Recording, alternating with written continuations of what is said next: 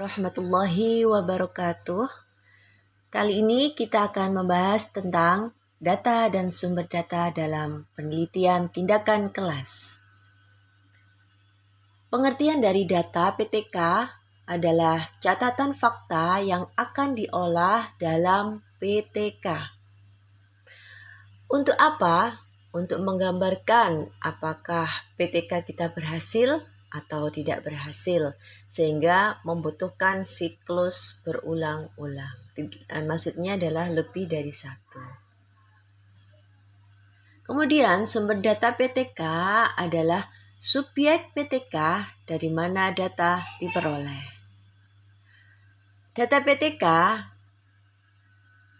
bisa dipandang dari dua hal, yakni pertama, data PTK dilihat dari sumber data. Ada data primer dan ada data sekunder. Data primer adalah data yang didapatkan dari sumber pertama atau informan langsung. Siapa saja data primer itu? Bisa guru, siswa, partner guru, atau observer. Siswa atau sumber penerapan tindakan ini datanya bisa berupa interaksi di kelas, aktivitas siswa, hasil belajar siswa. Semua dalam bentuk dokumentasi.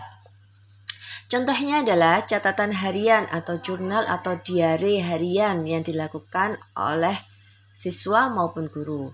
Jadi bisa dibuat oleh siswa, bisa dibuat oleh guru. Lalu didiskusikan dengan kolaborator. Catatan lapangan yang kedua, sebagai catatan observasi di kelas dengan coding pengkodian.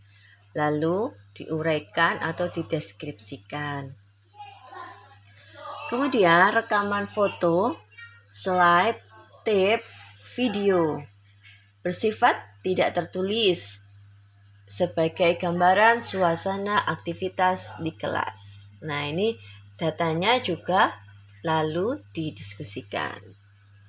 Bisa juga contohnya dalam bentuk asesmen autentik atau portofolio. Di situ ada data-data tabel-tabel penilaian dari guru. Itu bisa sebagai dokumentasi yang berupa data primer.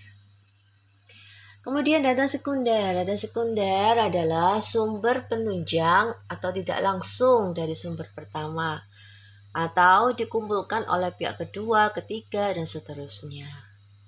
Contohnya, data dari kepala sekolah, data administrasi sekolah, data lokasi penelitian, buku-buku atau referensi pendukung sesuai judul PTK, data hasil belajar yang dikumpulkan oleh orang lain atau data hasil penelitian yang dikumpulkan oleh orang lain, dan juga dokumentasi lainnya dari sumber penunjang.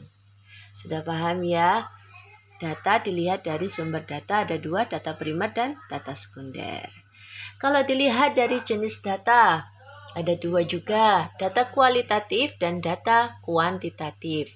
Intinya data kualitatif berupa kata-kata, data kuantitatif berupa angka atau skor. Keduanya sama-sama dideskripsikan sama-sama secara deskriptif dalam penyajiannya. Contohnya, data kualitatif adalah hasil wawancara dengan kolaborator, hasil wawancara dengan siswa, dan sebagainya.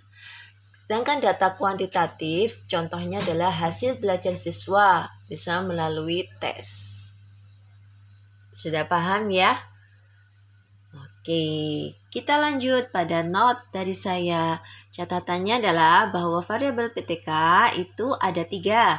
Variabel input, yaitu siswa.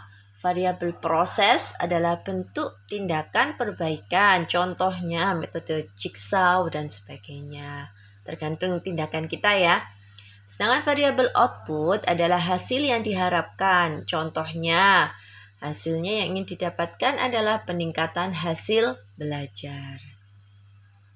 Kemudian kemarin ada pertanyaan, data primer atau sekunder tentang dokumentasi. Nah, dari beberapa sumber yang saya baca itu bisa dilihat dari cara menggolongkannya, bisa dilihat dari jenis penelitian yang digunakan ya. Contohnya kalau PTK, data primer bisa didapatkan dari guru, siswa, partner guru. Berupa apa? Hasil wawancara dan dokumentasi PTK. Nah, seperti ini contohnya, kan tadi ada catatan harian, ada catatan lapangan, rekaman, asesmen, dan sebagainya ya. Juga contoh yang lain adalah riset analisis wacana. Kita tahu bahwa analisis wacana itu membutuhkan dokumentasi data-data yang berupa bentuk tulisan ya, dan data primernya adalah berupa dokumentasi yang dianalisis. Nah, ini termasuk data primer kalau penelitiannya riset analisis wacana. Jadi tergolong data primer atau sekunder tergantung jenis penelitiannya. Sudah paham ya? Semoga apa yang saya sampaikan ini bermanfaat. Assalamualaikum warahmatullahi wabarakatuh.